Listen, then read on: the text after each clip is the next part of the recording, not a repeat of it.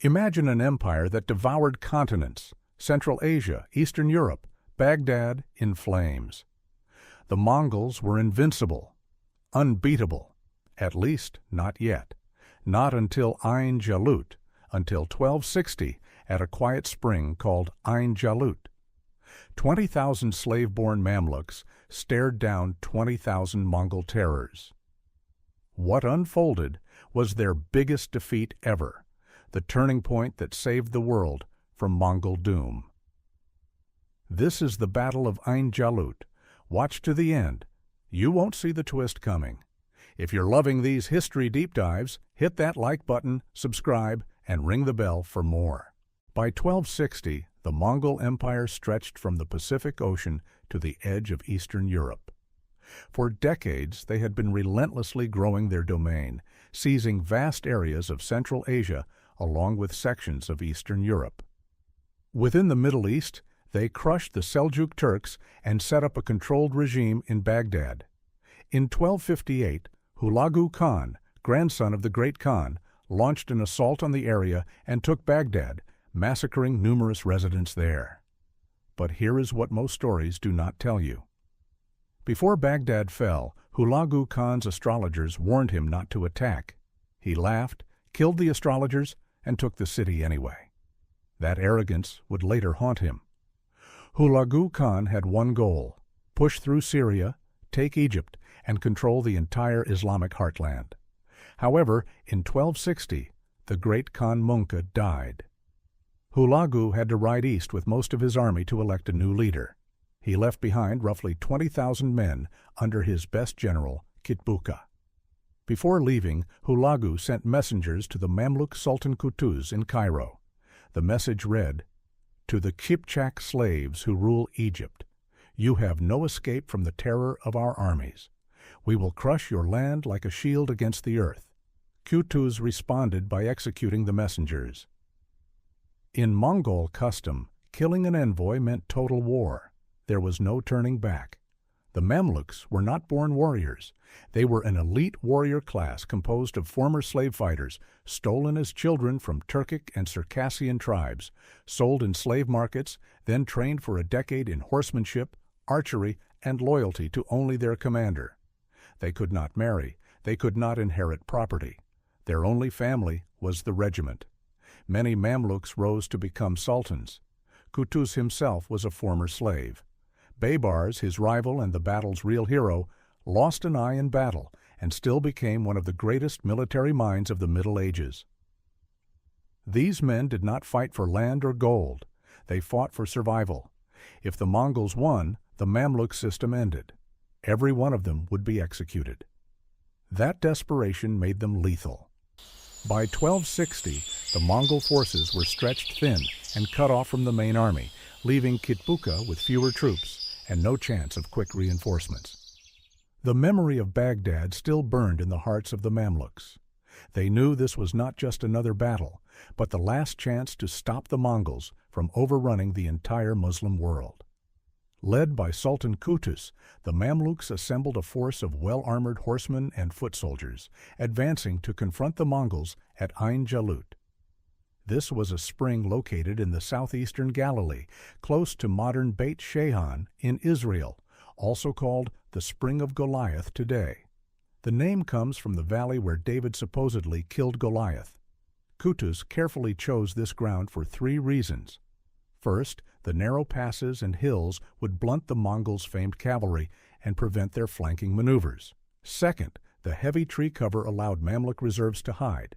Third, the high ground gave Muslim foot soldiers the chance to rain arrows down on Mongol cavalry. Kitbuqa did not know any of this. He saw a small Mamluk force and assumed the Mamluks were cowards. The Mamluks carried a weapon the Mongols rarely faced, the heavy lance.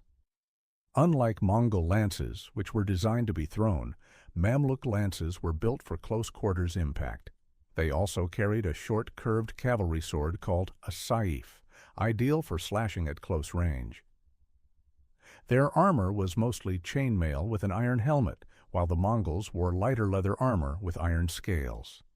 This difference mattered at Ain Jalut because the narrow terrain forced both armies into tight formations, where heavy armor and short blades had the advantage. The rival armies clashed at Ain Jalut on September 3, 1260, each side fielding roughly 20,000 troops.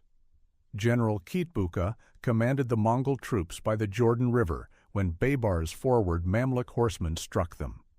While the Mongols pressed onward, portions of their mounted units began engaging the Mamluks beyond a ridge. Lacking visibility, Kitbuqa dispatched additional riders to repel the Mamluks. Baybars pulled back gradually against the Mongol force, yet managed to hold his formation intact, shooting at the Mongols to hinder their progress.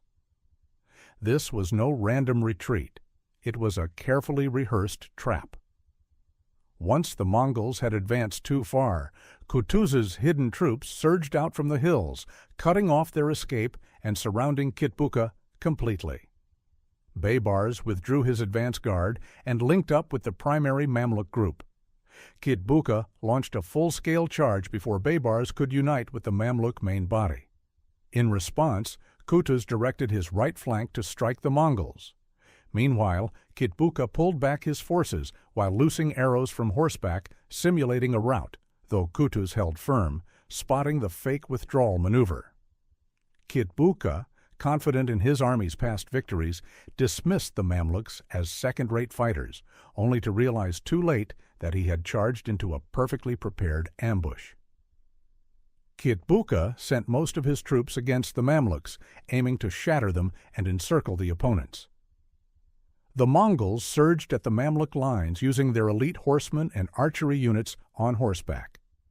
Battle noises reverberated through the air, with steel clanging and injured men shouting across the field. This maneuver appeared effective since the Muslims yielded terrain on the left side. The Mamluk foot soldiers, equipped with spears, shields, and blades, provided vital assistance throughout the fight. They created a defensive shield for the horsemen and helped turn away the Mongol riders during their attempts to pierce the Mamluk formations. The blazing sun pounded the warriors amid close-quarters fighting. The Mamluk left side started to crumble. Then came the moment that changed everything. According to Arab chronicles, when Qutuz saw his left flank crumbling, he threw off his helmet so his men could see his face.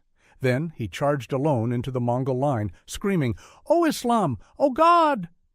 His bodyguards had to drag him back, but the act rallied his troops so hard that they reversed the rout in minutes. Reinforcements bolstered the Mamluk left, enabling it to repel the Mongols. Before long, the Mamluk right flank also drove the Mongols inward toward the middle. The bravery and unyielding assaults by the Muslims enabled Baybars and Qutuz to encircle the full Mongol force. Kitbuqa was a Christian Mongol, part of the Nestorian faith. He despised the Mamluks as slaves who had forgotten their place.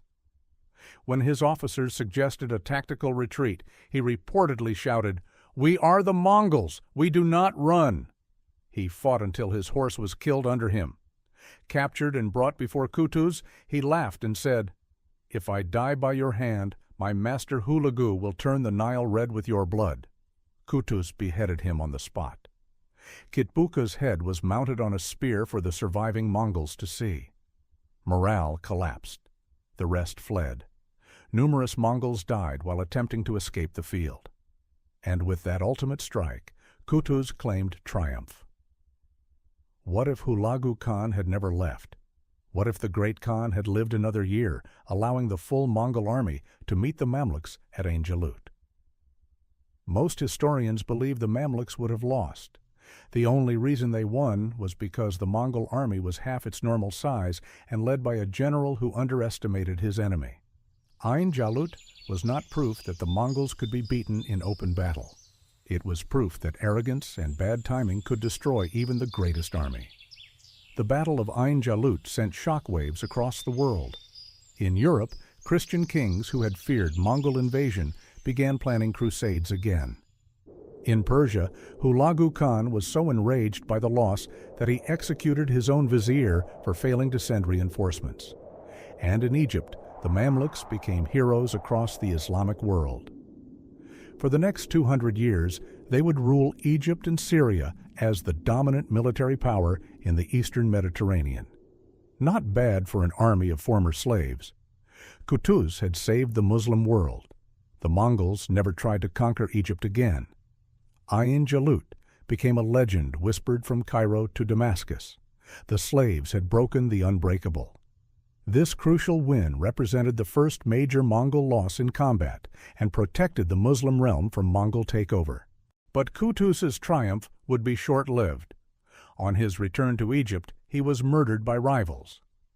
As the army marched home through the desert, Baybars and his emirs invited Qutuz to a celebratory hunt. When Qutuz dismounted, Baybars and his men surrounded him and killed him. Baybars became sultan. He would go on to defeat the Mongols again at Elbistan and then drive the Crusaders out of the Holy Land. But he always ruled knowing he had killed a hero. Ain Jalut saved Islam, but it also proved that even victors can be murdered by their own side. Without Qutuz's sacrifice, Baybars would have had no kingdom to steal.